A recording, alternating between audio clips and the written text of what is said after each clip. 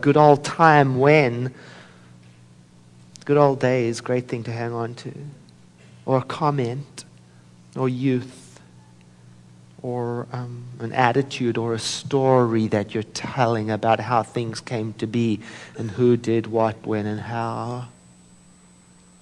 And funny thing is, though, if you hang around in this place for long enough, or if you studied metaphysics, then you've heard this phrase probably a gazillion times: let go and let God.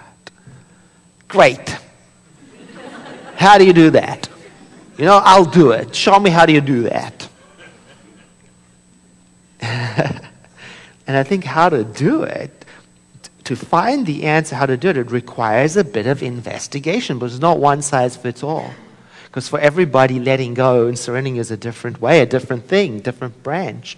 So the investigation begins at looking at what are you holding on, and is that thing you're holding on capable of holding anybody up?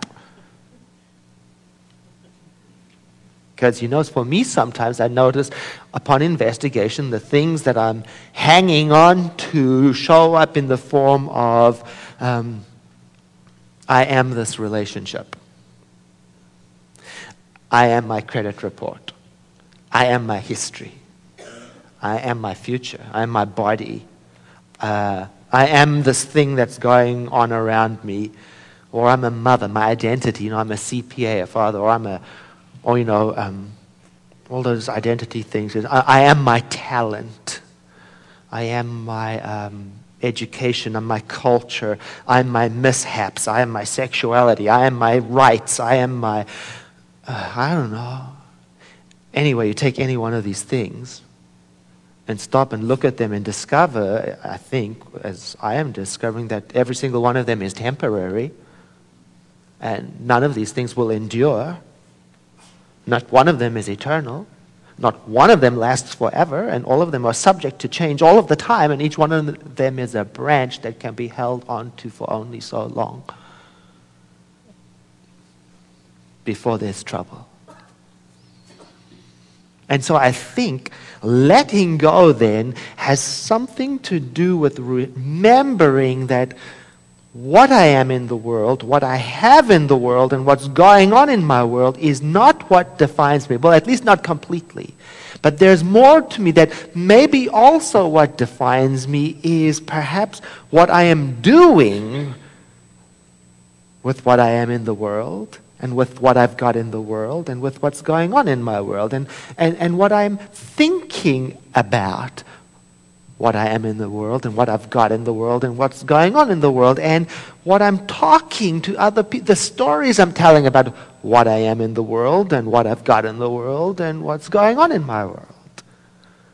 Maybe that's part of the information about how to let go of some of it. I, in my job, have had the privilege of speaking to a number of people as they get closer to dying.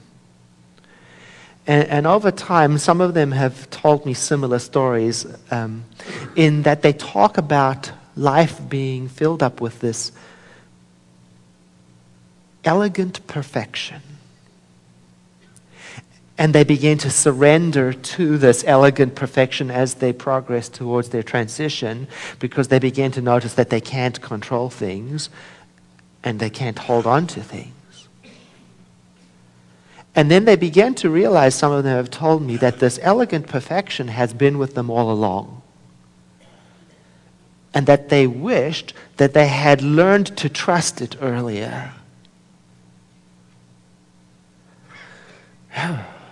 I go straight to the heart. I see that for myself, And they're not talking about the kind of trust that is like a bargain. I'll be good to you, so you'll be good to me. Or I will make sure I change the oil on my car every time, and then it won't break down. No, it's the kind of trust that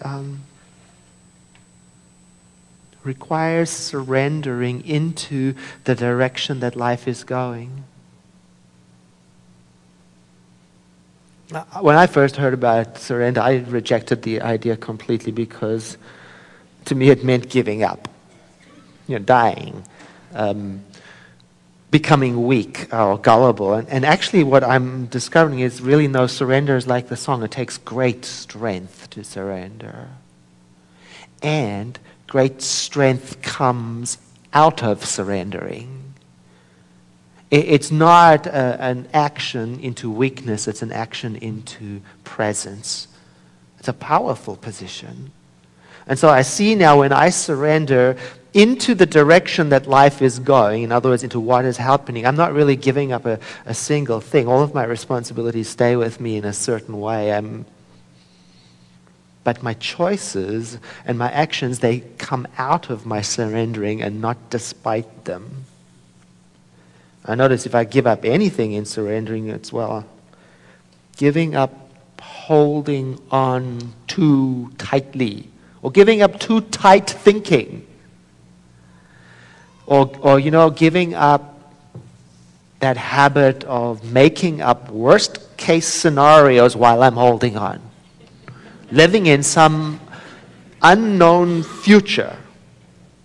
I mean, that maybe is part of the clue of surrendering, that I'll back up a little bit so that I can create this spacious in me, so that the idea of spiritual wholeness, the integrity of the universe, its perfection and completeness can come through in me.